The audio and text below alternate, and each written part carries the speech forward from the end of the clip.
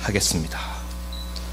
오늘 선포될 말씀 구약성경 창세기 37장 18절에서 29절이 아니라 28절입니다. 28절까지, 그리고 이어서 39장 1절에서 3절로 말씀입니다.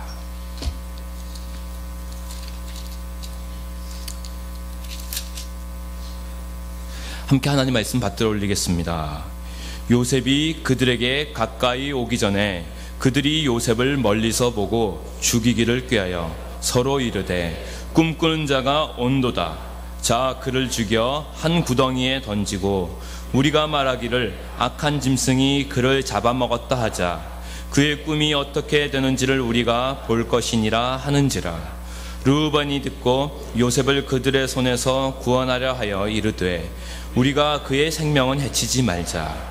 르우벤이 또 그들에게 이르되 피를 흘리지 말라. 그를 광야 그 구덩이에 던지고 손을 그에게 대지 말라 하니, 이는 그가 요셉을 그들의 손에서 구출하여 그의 아버지에게로 돌려 보내려 함이었더라. 요셉이 형들에게 이르되 그의 형들이 요셉의 옷 곧 그가 입은 채색 옷을 벗기고 그를 잡아 구덩이에 던지니 그 구덩이는 빈 것이라. 그 속에 물이 없었더라. 그들이 앉아 음식을 먹다가 눈을 들어 본즉 한 무리의 이스마엘 사람들이 길르앗에서 오는데 그 낙타들의 향품과 유향과 몰약을 싣고 애굽으로 내려가는지라. 유다가 자기 형제에게 이르되 우리가 우리 동생을 죽이고 그의 피를 덮어둔들 무엇이 유익할까? 이스마엘 사람들에게 팔고 그에게 우리 손을 대지 말자. 그는 우리의 동생이요 우리의 혈육이니라 하매 그의 형제들이 청동하였더라. 그때 미디안 사람 상인들이 지나가고 있는지라. 형들이 요셉을 구덩이에서 끌어올리고 은 20에 그를 이스마엘 사람들에게 팔매 그 상인들이 요셉을 데리고 애굽으로 갔더라.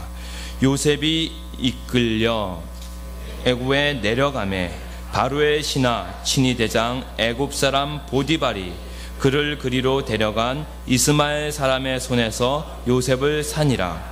여호와께서 요셉과 함께 하심으로 그가 형통한 자가 되어 그의 주인 애굽 사람의 집에 있으니 그의 주인이 여호와께서 그와 함께 하심을 보며 또 여호와께서 그의 범사에 형통하게 하심을 보았더라. 아멘. 자리에 착석해 주십시오. 성도의 일생 네 번째 시간으로 하나님 말씀 선포가 있겠습니다.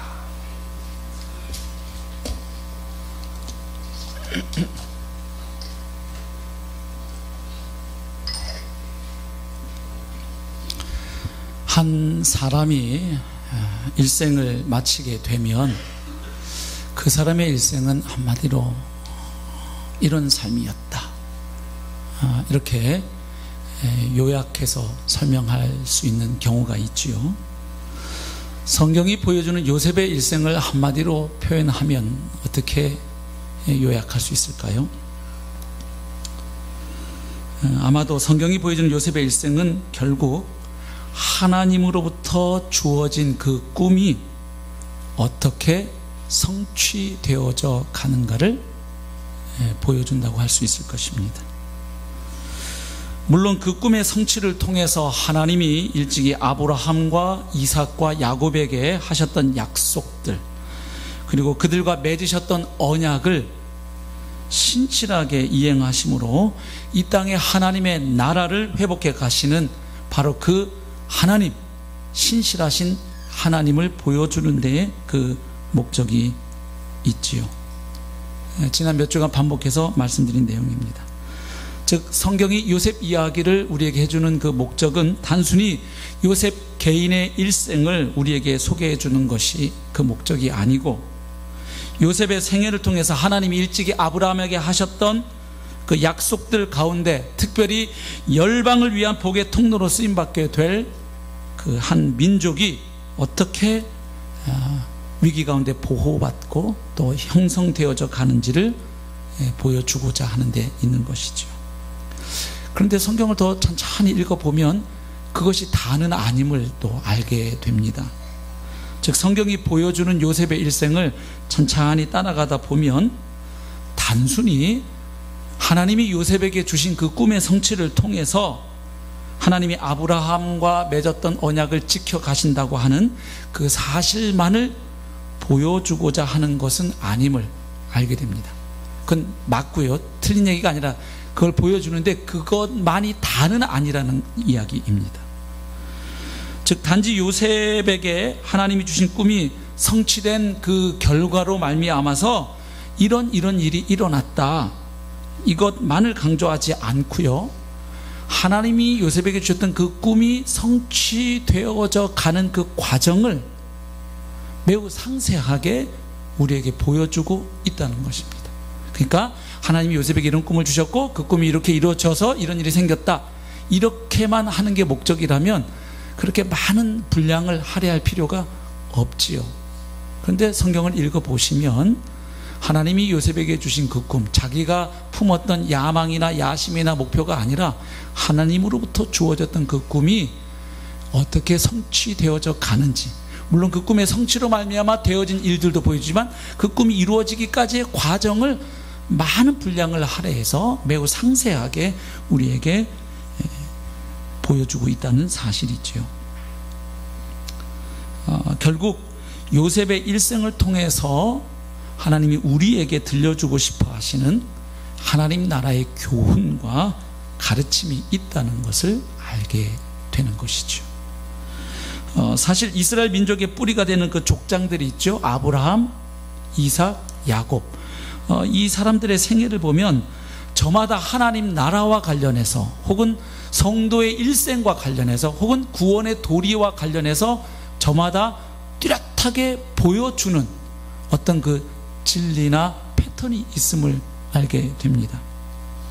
마찬가지로 요셉의 생애도 하나님 나라와 관련해서 혹은 성도의 일생과 관련해서 보여주는 어떤 중요한 가르침이 있다는 것이지요.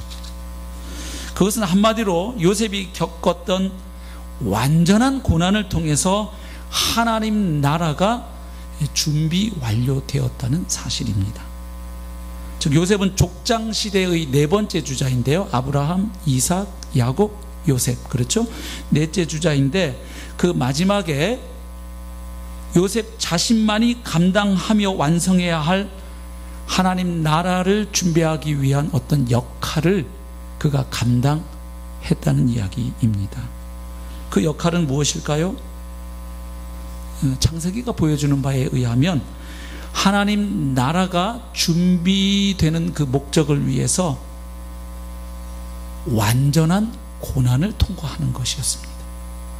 그래서 창세기를 읽어보시면 요셉의 생애는 그 꿈이 이루어지기까지 계속해서 고난을 통과해 가는 모습으로 나타나 있습니다.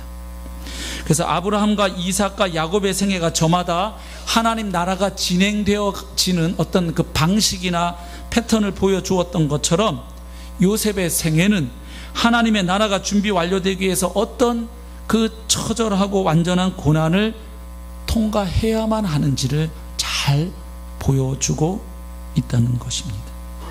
그래서 요셉의 생애는 한마디로 고난을 통한 영광이라는 이 영적인 원리를 아주 집약해서 잘 보여주는 생애였다고 말할 수 있겠습니다.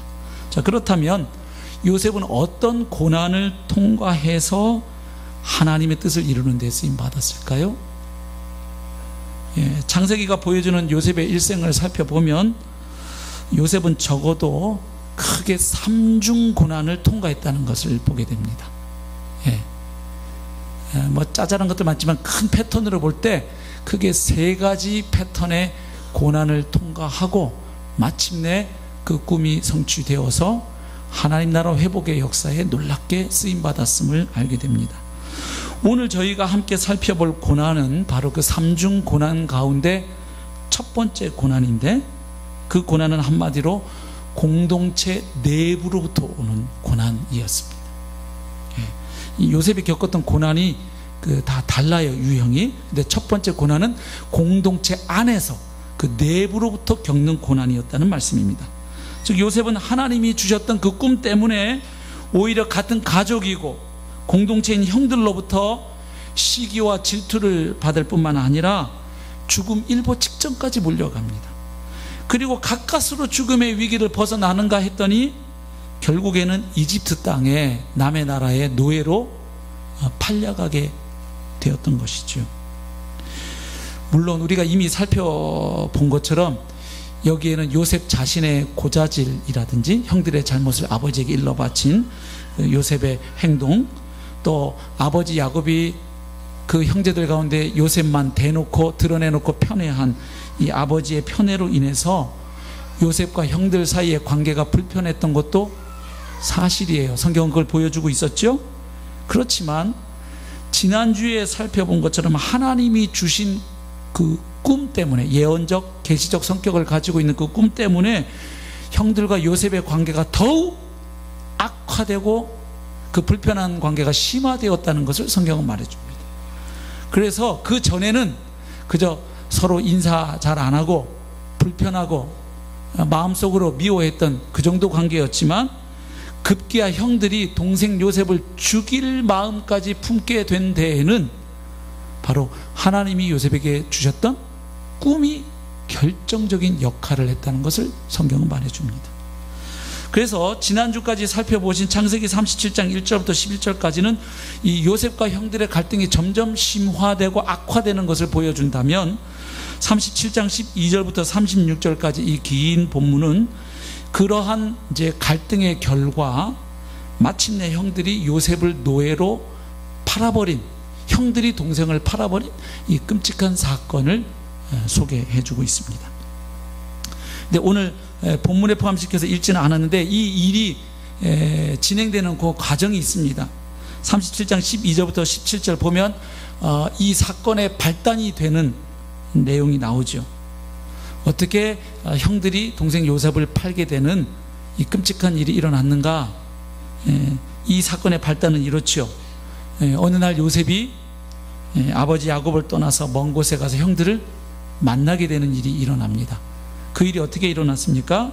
37장 12절부터 14절을 보면 아버지 야곱이 요셉에게 부탁을 하지요. 한번 읽겠습니다. 37장 12절입니다. 그의 형들이 세겜에 가서 아버지의 양떼를 칠 때에 이스라엘이, 여기 이스라엘은 야곱의 다른 이름이죠, 요셉에게 이르되 네 형들이 세겜에서 양을 치지 아니하느냐, 너를 그들에게로 보내리라. 요셉이 아버지에게 대답하되 내가 그리하겠나이다.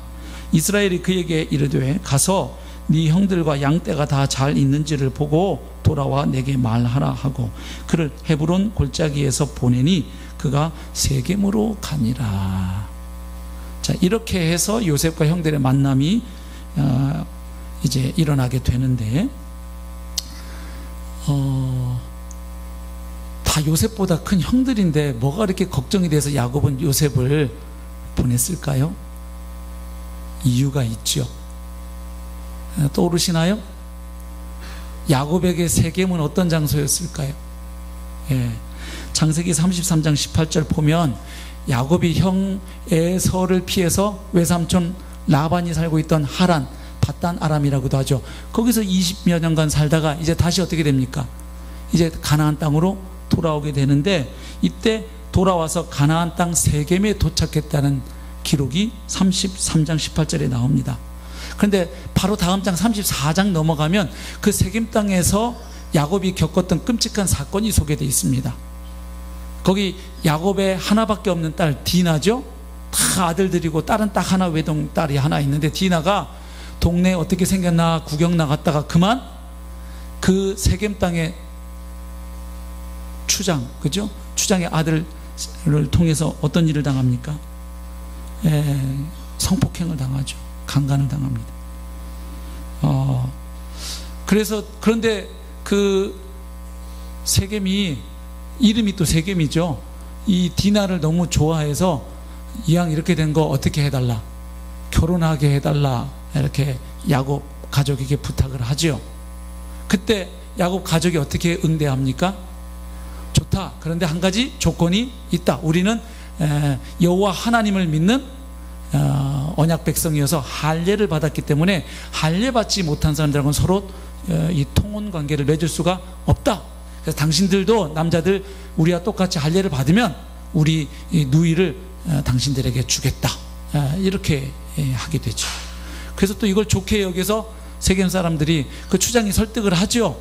예, 그 야곱 가족들의 그 재산이라든지 여러 가지를 보니까 야, 이 사람들하고 우리가 이렇게 혈연 관계를 맺게 되면 저들도 좋지만 우리도 상당한 이익이니까 이거 하자. 이렇게 해서 우리 세력을 또 넓히자 해서 세겜 남자들이 어떻게 합니까? 다 할례를 받고 이제 3일째쯤 되면 어떻게 됩니까? 제일 고통이 심해지죠. 잘 생각하셔야 돼요. 이게 지금 몇천 년 전이에요. 요즘같이 병원 가가지고 이제 비뇨기과 가가지고 아주 위생적인 시설에서 아주 숙련된 의사에 의해서 수술 받은 게 아닙니다. 그때 막 돌칼 같은 걸로 하던 시대입니다.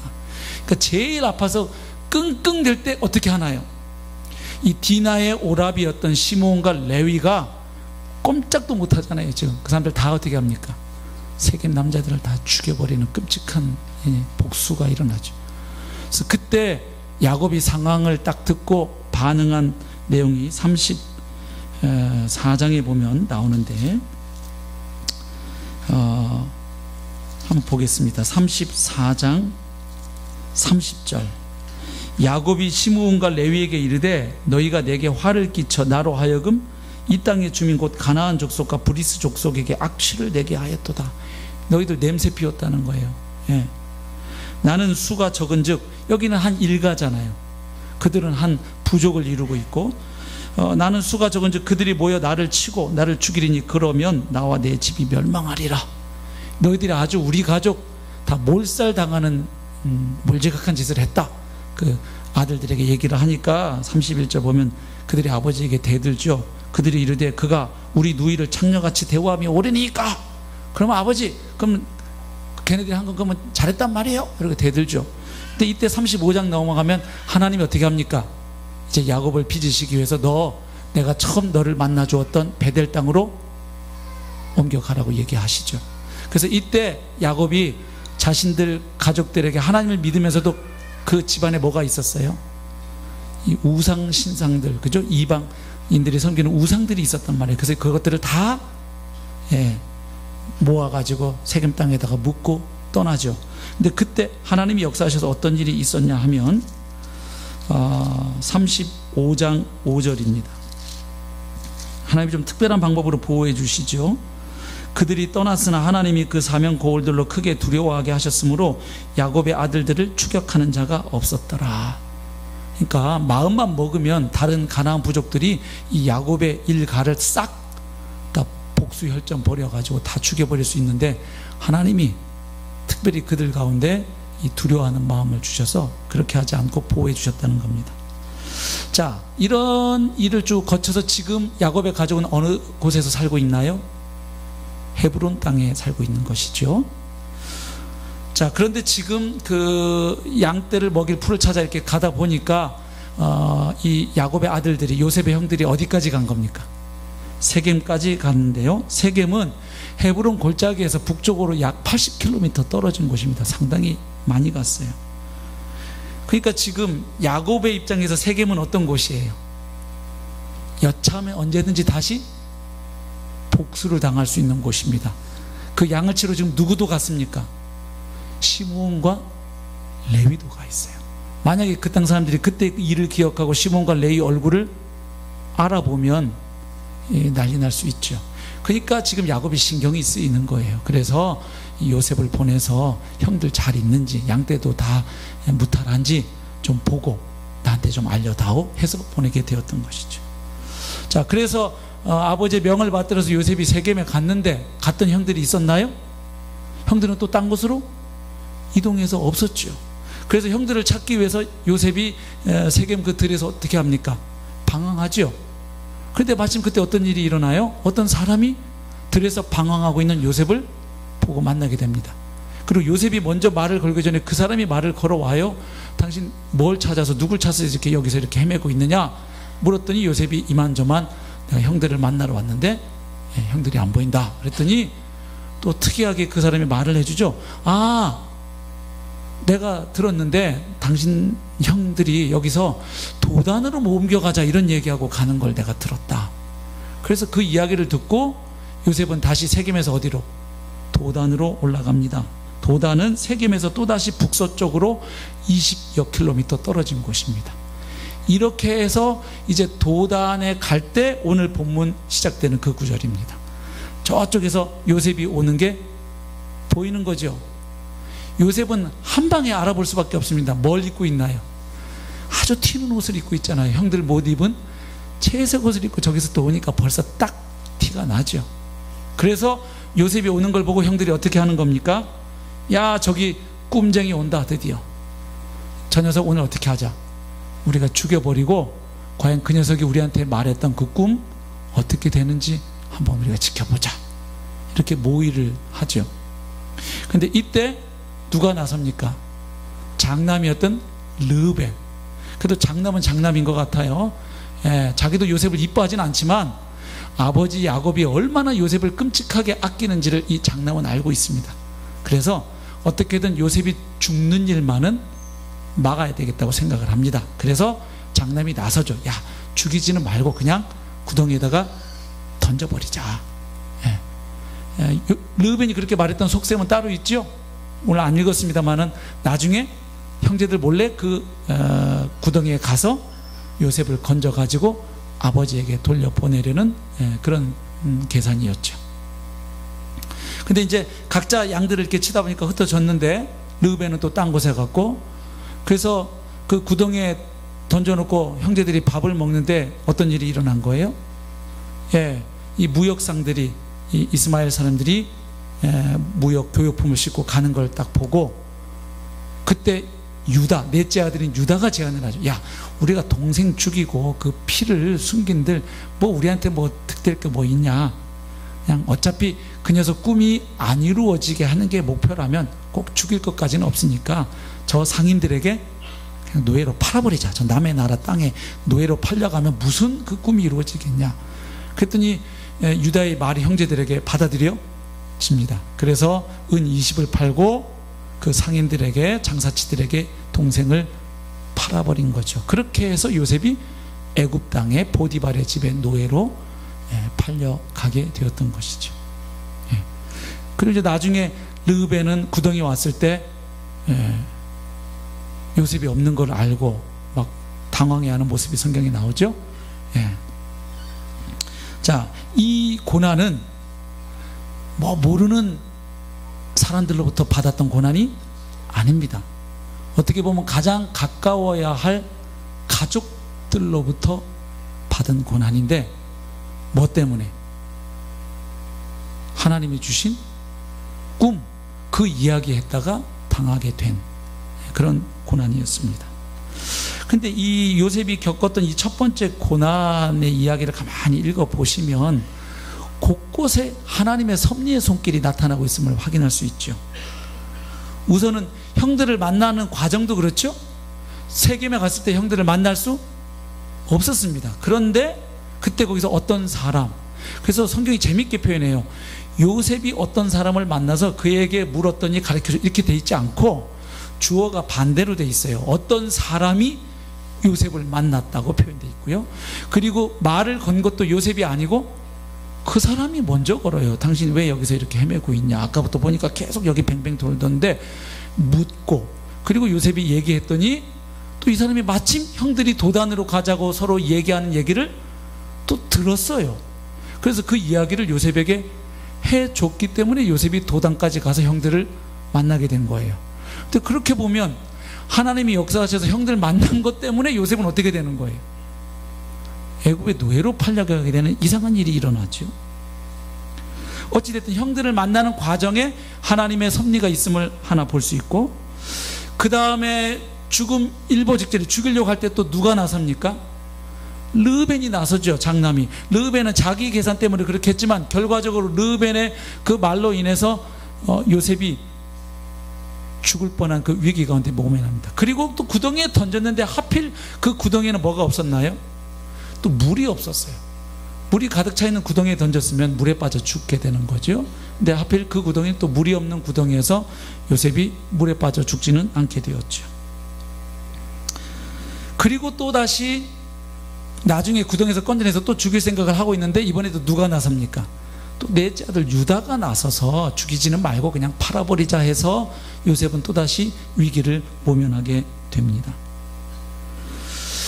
그리고 이 가운데 하나님의 은혜가 함께하고 있음을 성경은 보여주는데, 이집트에 가서 이 상인들이 누구에게 파냐면 이집트 바로 왕의 경호대장, 요즘으로 하면 청와대 경호실장 좀 되겠죠? 그 집에 노예로 요셉을 다시 팔게 됩니다. 근데 그 집에 요셉이 노예로 팔려갔을 때 하나님이 그 요셉과 함께 하셨다는 것을 성경은 말해주죠. 한번 보실까요? 39장 2절, 여호와께서 요셉과 함께 하심으로 그가 형통한 자가 되어 그의 주인 애굽 사람의 집에 있으니 그의 주인이 여호와께서 그와 함께 하심을 보며 또 여호와께서 그의 범사에 형통하게 하심을 보았더라. 자, 그러니까 지금 요셉이 애굽의 노예로 팔려가게 되는, 형들을 통해서 겪은 이 첫 번째 고난의 과정을 쭉 살펴보면 우리가 한 가지 알 수 있는 게 있어요. 노예로 팔려가는 과정에도 하나님이 여기저기 뭐 하셨고, 간섭하셨고 섭리하셨고, 그리고 마침내 노예로 팔려갔을 때도 그곳에서 하나님이 요셉과 함께 하셨다는 것을 알게 되죠. 결국 요셉에게 주어진 이 고난은, 이 환난은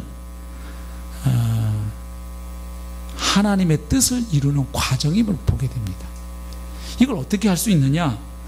지금 하나님이 요셉과 함께 하셨다는 이 문장이 담고 있는 중요한 의미가 있어요.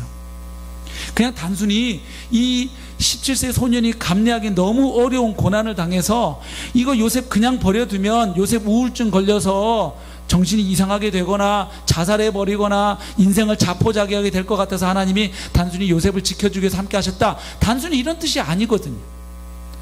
창세기에서 특별히 하나님이 어떤 인물들과 함께 하셨다고 할 때에는 거기에 중요한 하나님의 목적이 있음을 알게 돼요.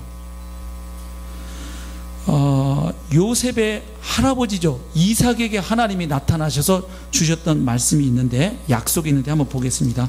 창세기 26장을 한번 보십시오. 26장 2절부터 4절을 보겠습니다. 여호와께서 이삭에게 나타나 이르시되 애굽으로 내려가지 말고 내가 내게 지시하는 땅에 거주하라. 이 땅에 거류하면, 잘 보십시오, 내가 너와 함께 있어. 자, 하나님이 이삭과 함께 하겠다고 약속을 하십니다. 근데 왜 그 약속을 하시는지를 잘 보시기 바랍니다. 내게 복을 주고 내가 이 모든 땅을 너와 내 자손에게 주리라. 내가 네 아버지 아브라함에게 맹세한 것을 이루어 내 자손을 하늘의 별과 같이 번성하게 하며 이 모든 땅을 내 자손에게 주리니. 자, 하나님이 이삭과 함께 하시겠다는 약속을 주시는데 그 약속을 주시는, 함께 하시겠다는 그 목적이 무엇입니까? 아브라함에게 하셨던 약속을 지키시기 위해서. 그래서 아브라함의 아들인 이삭의 삶에도 하나님이 함께 하시겠다는 것입니다. 26장 24절에도 비슷한 약속을 하나님 이삭에게 주셨고요. 그래서 그 결과로 이삭을 아는 사람들, 이삭의 삶을 옆에서 지켜보는 하나님을 믿지 않는 사람들조차, 아, 저 사람은 하나님이 함께하는 것 같다, 이걸 감을 잡았어요. 26장 26절부터 보겠습니다. 아비멜렉이 그 친구 아우삭과 군대장관 비골과 더불어 그랄에서부터 이삭에게로 온지라. 이삭이 그들에게 이르되 너희가 나를 미워하여 나에게 너희를 떠나게 하였거늘 어찌하여 내게 왔느냐. 그 전에 왜 이삭이 우물 팔 때마다, 그죠? 해코지 해가지고 이삭이 떠나가게 만들었죠, 이삭에게. 근데 또 이삭을 찾아온 거예요. 그래서 지금 이삭이 당신들 나 싫다고 쫓아보냈는데 어떻게 또 오셨습니까? 묻는 거예요. 그랬더니 그들이 대답을 합니다. 28절, 그들이 이르되 여호와께서 너와 함께 계심을 우리가 분명히 보았으므로 우리의 사이, 곧 우리와 너 사이에 맹세하여 너와 계약을 맺으리라. 우리가 가만 보니까 너는 하나님이 함께하는 사람이다. 그래서 너한테 해코지 해갖고 우리한테 득될 게 없다는 걸 알아서 우리 서로 평화 조약 맺자, 이런 얘기예요 지금. 이삭의 아들인 야곱에게도 하나님 나타나셔서 약속을 주시는데요, 패턴이 똑같아요. 28장을 한번 보십시오. 28장 13절, 그 베델에서 하나님이 꿈에 야곱에게 나타나실 때 주신 말씀인데요, 또 본즉 여호와께서 그 위에 서서 이르시되 나는 여호와니 너의 조부 아브라함의 하나님이요 이삭의 하나님이라. 네가 누워있는 땅을 내가 너와 네 자손에게 주리니 네 자손이 땅에 티끌같이 되어 네가 서쪽과 동쪽과 북쪽과 남쪽으로 퍼져나갈지며 땅의 모든 족속이 너와 네 자손으로 말미암아 복을 받으리라. 내가 너와 함께 있어 네가 어디로 가든지 너를 지키며 너를 이끌어 이 땅으로 돌아오게 할지라. 내가 네게 허락한 것을 다 이루기까지 너를 떠나지 아니하리라. 지금 야곱에게도 하나님이 함께 하시겠다고 하시면서 왜 함께 하시겠다는 것이죠? 내가 너의 아버지 이삭, 너의 할아버지 아브라함에게 약속했던 것, 그리고 내가 그들과 맺은 이 족장 언약을 이루기 위해서 내가 너와도 함께 하겠다. 31장 3절에도 또 비슷한 말씀을 하나님이 야곱에게 주십니다. 자, 그러면 아브라함의 생애에서는 어땠을까요? 아브라함 이야기를 읽어보면 이삭과 야곱처럼 하나님이 나타나셔서 아브라함아 내가 너와 함께 하겠다 뭐 이렇게 말씀하신 것을 명확하게 기록해 놓고 있지는 않아요. 그러나 동일했음을 알 수 있는 구절이 하나 있습니다. 21장 22절입니다. 그때 아비멜렉과 그 군대 장관 비골이 아브라함에게 말하여 이르되 네가 무슨 일을 하든지 하나님이 너와 함께 계시도다. 그러니까 아브라함을 알았던 그 이방 사람들, 하나님을 몰랐던 사람들이 보기에도 아브라함은 누가 함께하는 사람?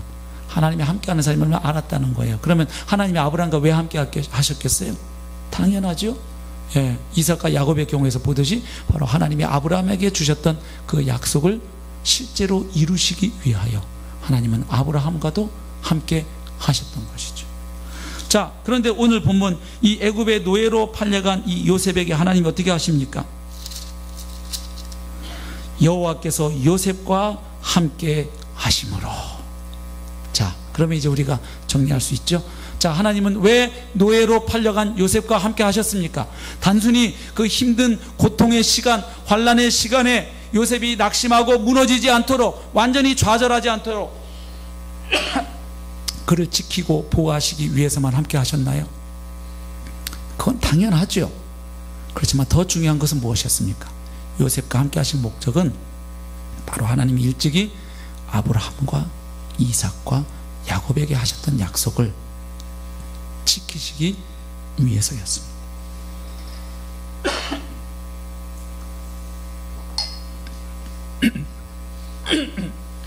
족장들만 이렇지 않아요.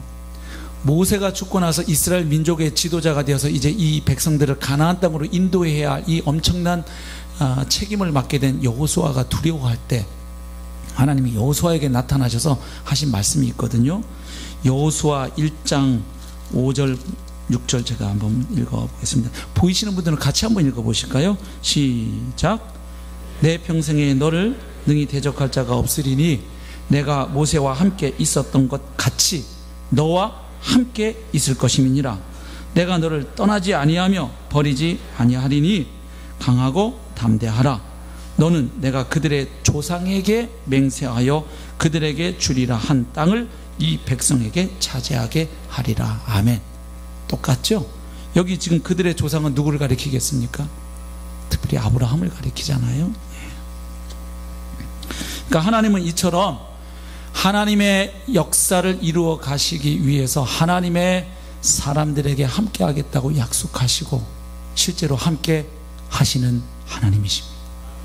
그러면 신약시대에서는 우리에게도 하나님은 함께 하실까요? 아멘이세요? 어떻게 하세요? 그냥 그렇게 믿고 싶으신가요? 예, 믿으면 반드시 근거가 있어야 돼요. 근거 없이 믿는 것은 맹신이고 미신이에요. 우리가 하나님이 오늘도 우리와 함께 하신다고 믿을 수 있는 근거가 성경에 많지만 가장 대표적인 말씀, 예수님 부활하신 예수님 승천하시기 전에 제자들에게 주신 지상명령 기억하십니까? 마태복음 28장 19절. 그러므로 너희는 가서 모든 민족을 제자로 삼아 아버지와 아들과 성령의 이름으로 침례를 베풀고 내가 너희에게 분부한 모든 것을 가르쳐 지키게 하라. 이런 일을 행하는 너희들에게 그 다음 구절이 뭡니까? 볼지어다 내가 세상 끝날까지 너희와 항상 함께 있으리라. 아멘. 예. 오늘도 하나님 나라의 부흥과 선교 완성을 위하여, 복음을 위하여, 주님의 몸된 교회를 위하여 자기 인생에 초점을 맞추고 주님과 동행하기를 원하는 사람들에게 하나님은 여전히 성령님이 함께 하십니다. 그렇죠. 그래서 결국 이 요셉의 고난을 보면, 요셉에게 주어진 이 고난은 그냥 요셉의 인생이 꼬여서 그냥 고생 바가지로 하는 그런 의미 없는 고생이 아니라, 이 고난과 환난은 하나님의 약속을 이루어 가시는 과정임을 알게 됩니다. 그렇죠. 요셉에게 주어진 이 고난은 바로 하나님의 약속을 이루어 가시는 과정이었다는 것입니다. 그리고 이 고난 가운데 함께 하시는 하나님은 어떤 하나님인 것이 드러납니까? 하나님은 종종 하나님의 백성들을 하나님의 뜻과 목적을 위해서 고난 가운데로 우리를 지나가게 하신다는 거죠. 고난 속에 밀어넣기도 하신다는 거예요. 그러나 하나님은 그 어려움 속에 함께 하시고 또한 은혜를 베푸시는 하나님이십니다.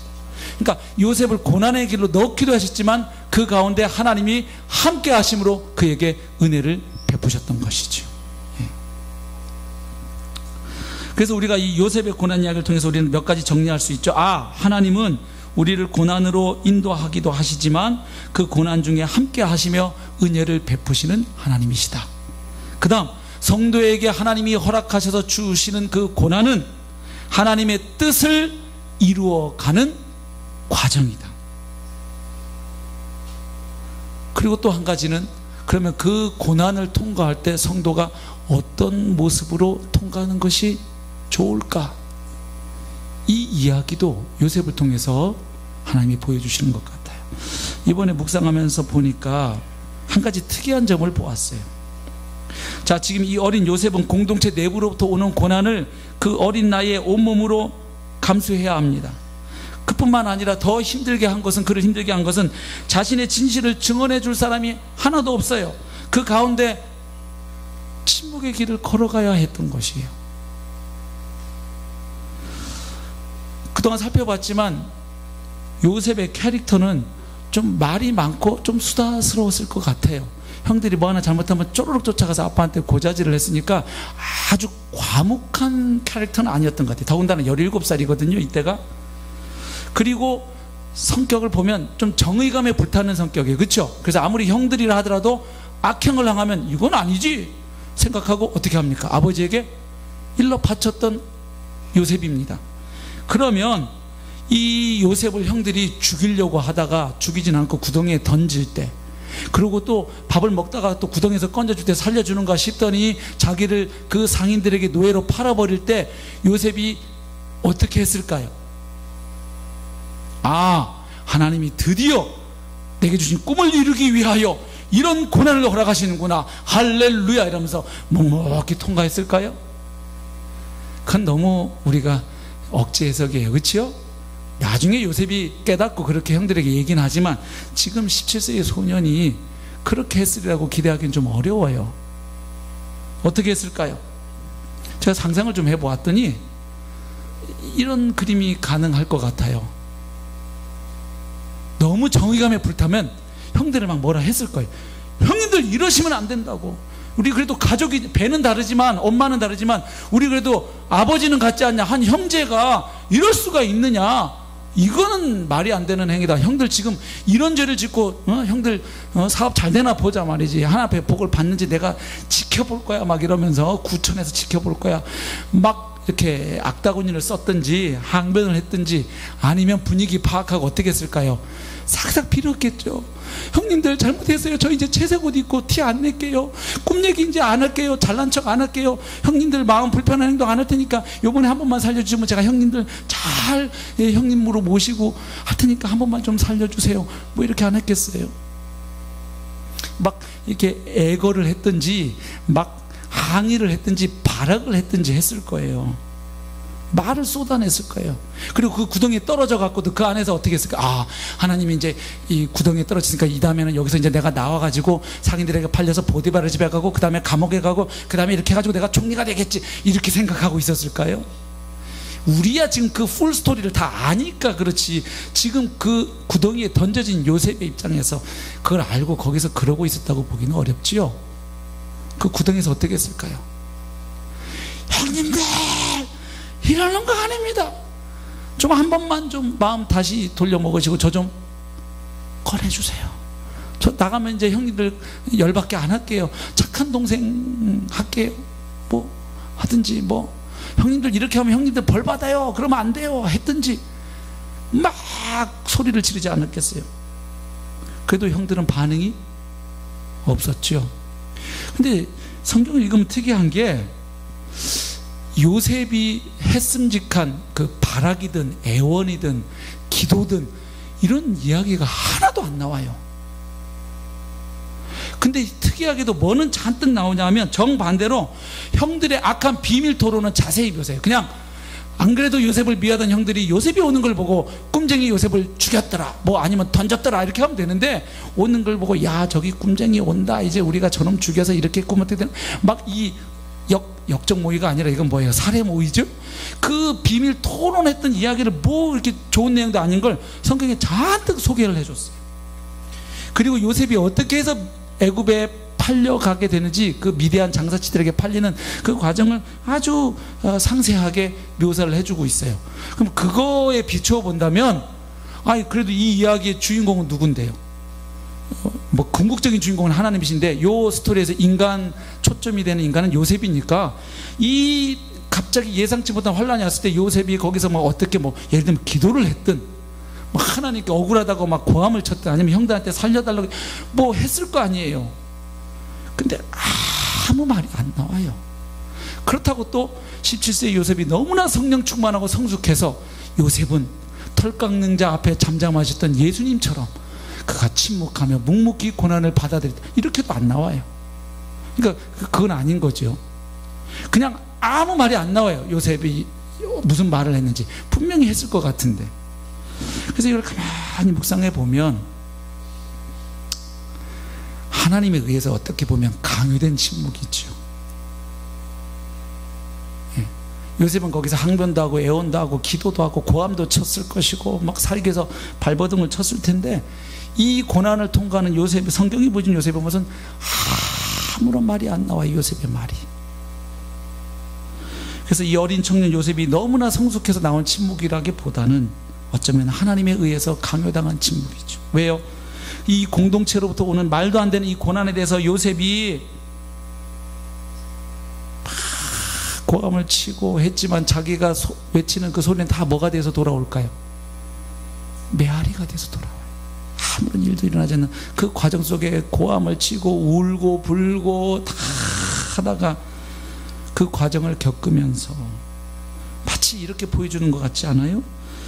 이 고난 앞에 묵묵히 털강자 앞에 잠잠한 양처럼 그 길을 걸어가야 한다. 그리고 하나님은 종종 우리의 의지와는 다른 고난의 길로 밀어넣으실 때가 있다. 그 과정에 우리는 다 그 섭리를 이해할 수 없다.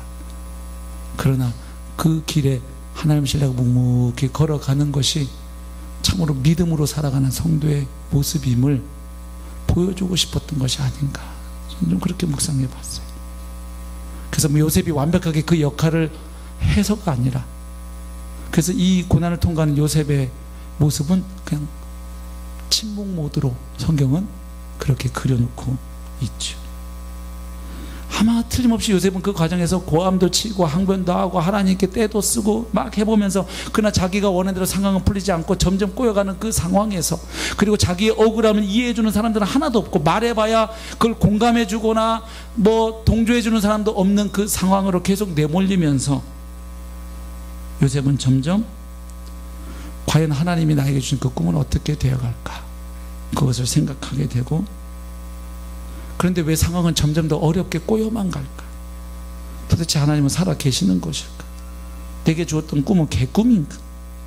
이런 과정을 거치면서 이 고난의 과정 속에서 점점 하나님 앞으로 나오게 되죠. 그래서 나중에는 실제로 어떻게 고백합니까? 형들에게, 형들이 나를 이곳에 보낸 게 아닙니다. 하나님이 저를 이곳에 먼저 보내셔서 오늘과 같이 하나님의 언약 백성을 이 흉년의 위기 가운데 구원하시고 보존하시고 그리고 이 땅에서 번성케 하시려고 하나님이 하셨던 일입니다. 그렇게까지 볼 수 있는 그 영적 경지까지 나아가게 되죠. 그래서 요셉이 여기서 완벽한 예수님의 모형이었다고 보는 데는 무리가 있습니다. 요셉은 예수님과 다르죠. 그의 연약함과 허물이 있는 인간이기 때문에. 그리고 여기서 뭐 진짜로 예수님처럼 뭐 침묵했다라는 구절이 없어요. 이걸 하나님의 뜻으로 알고 성숙하게 뭐 이렇게 한 흔적은 안 보여요. 그럼에도 불구하고 이렇게 침묵 모드로 다른 이야기는 그렇게 많이 써주면서 요셉의 이야기를 기록하지 않은 모습은 아마도 우리들이 고난을 통과할 때 어떤 모습으로 통과해야 될지를 간접적으로 보여준다고 생각이 됩니다. 그리고 비록 요셉이 예수님의 완벽한 모형은 아닐지 몰라도 이 모습을 볼 때 예수님을 구주로 만난 사람들은 자연스럽게 누구를 떠올리지 않을 수가 없을까요? 예수님을 떠올리지 않을 수가 없죠. 왜요? 이사야 53장 4절부터 7절 보면 우리를 위하여 대신 그 고난을 당하시고 십자가에 죽으시는 고난받는 종으로 오신 메시아, 그분이 털 깎는 자 앞에 잠잠한 양처럼 묵묵히 그 길을 걸어가셨다는 말씀을 우리는 알고 있기 때문에 요셉이 뭐 완벽한 그 모형이어서가 아니라 요셉을 보면서 자연스럽게 우리 마음에 누가 떠오르게 돼 있나요? 우리를 위해 묵묵히 그 고난의 길, 십자가의 길을 걸어가신 주님을 연상하는 것은 너무 자연스럽죠. 그리고 요셉의 삶을 통해서 고난을 통한 영광이라는 이 복음의 진리를 잘 보여주고 있잖아요. 메시아의 길은 반드시 고난을 통해 영광으로 들어가시는 길이었습니다. 그래서 부활하신 예수님이 엠마오 마을로 내려가던 두 제자, 예수님도 못 알아보던 그 두 제자에게 구약 성경을 풀어주실 때 하신 말씀이 있어요. 24장 25절, 이르시되 미련하고 선지자들이 말한 모든 것을 마음에 더디 믿는 자들이요 그리스도가 이런 고난을 받고 자기의 영광에 들어가야 할 것이 아니냐 하시고, 그리고 성경을 풀어주셨다. 그러니까 메시아라면 반드시 먼저 고난을 통과하고 그리고 그 후에 부활과 승천의 영광에 들어가시도록 되어 있었다. 그래서 예수님에게 있었던 최근의 십자가의 죽으심과 부활 사건을 구약 성경의 관점에서 다 그들에게 풀어주셨죠. 그리고 이 일이 있기 전에도 예수님은 그렇게 반응하셨어요. 누가복음 9장 51절 보면 이렇게 기록하고 있습니다. 예수께서 승천하실 기약이 차 감에, 무슨 이야기입니까? 이 땅에 오셨던 하나님의 아들 예수님이 이제 다시 하나님 곁으로, 보좌 우편으로 돌아가실 때가 다가왔다는 것을 아시고 예수님이 결심한 게 있어요. 예루살렘을 향하여 올라가기로 굳게 결심하시고. 예루살렘에 왜 올라가시는데요? 거기 가서 뭐 왕되고 영화를 보시는 겁니까? 예루살렘에 올라가서 예수님 당하신 일은 뭡니까? 기다리고 있는 일이 뭐였어요? 붙잡혀서 불법 재판을 받으시고 고난을 당하시고 십자가를 지시고 죽으시는 일, 예루살렘에서 기다리고 있었던 일이잖아요. 그러니까 예수님은 아신 거예요. 반드시 뭘 통해서? 십자가를 통해서만 부활의 영광이 있음을 주님은 아시고, 그래서 묵묵히 그 길을 우리를 구원하기 위해 걸어가신 주님이신 줄로 믿습니다. 그 복음의 진리도 우리가 간접적으로 묵상할 수 있죠. 말씀을 맺겠습니다. 이 요셉이 겪었던 첫 번째 고난을 통해서 우리는 우리를 하나님의 뜻 가운데 때로 고난으로 인도하시지만 고난 중에도 함께 하시고 은혜를 베푸시는 하나님을 만납니다. 또한 그렇게 하나님이 우리에게 허락하시는 고난은 하나님의 뜻을 이루어가는 과정임을 봅니다. 따라서 고난 중에 성도가 보일 아름다운 모습은 다 이해가 되지 않는다 할지라도 침묵 가운데 하나님을 신뢰하고, 선하신 하나님, 신실하신 하나님, 전능하신 하나님을 신뢰하고 그분께 순종함으로 그때 주신 그 길에서 하나님과 동행하고 하나님의 말씀에 순종하는 것이 우리가 고난을 통과할 때 기억해야 할 성도의 모습인 줄로 믿습니다. 혹시 성도님 여러분 가운데 지금 이해할 수 없는 고난, 특별히 요셉처럼 어떻게 보면 나를 가장 이해하고 도와주고 지지하고 응원해 주어야 할 사람들로부터 오해를 받거나 비난을 받거나 핍박을 받는 분들이 계시다면 오늘 말씀을 붙잡으시기 바랍니다. 그 과정을 통해 주님이 행하신 일들을 믿음으로 선포하시고 그 어려운 중에 주님과 더불어 함께 동행하실 수 있기를 축복합니다. 단 한 가지 전제는 있습니다. 하나님의 뜻을 이루기 위해서 주시는 고난과 내가 처신 잘못해서 받는 징계는 구분해야겠습니다. 내가 나만 알고 다른 사람들 배려하지 않고 이기적으로 놀아서 왕따다는 걸, 이건 내게 주신 십자가야, 요셉처럼 나에게 가족들로부터 이 왕따의, 그거는 고난이 아니에요. 그건 본인이 잘못한 거에 대한 대가지요. 이건 우리가 구분해야 되겠습니다. 지금 요셉이 겪었던 고난은 물론 그 앞에 편애와 고자질도 있지만 결정적인 것은 뭐였습니까? 하나님이 주신 꿈 때문에, 그리고 하나님이 아브라함에게 하신 약속의 성취를 위해 필요한 과정에서 허락하신 고난이었다는 것을 우리가 기억해야 하겠습니다.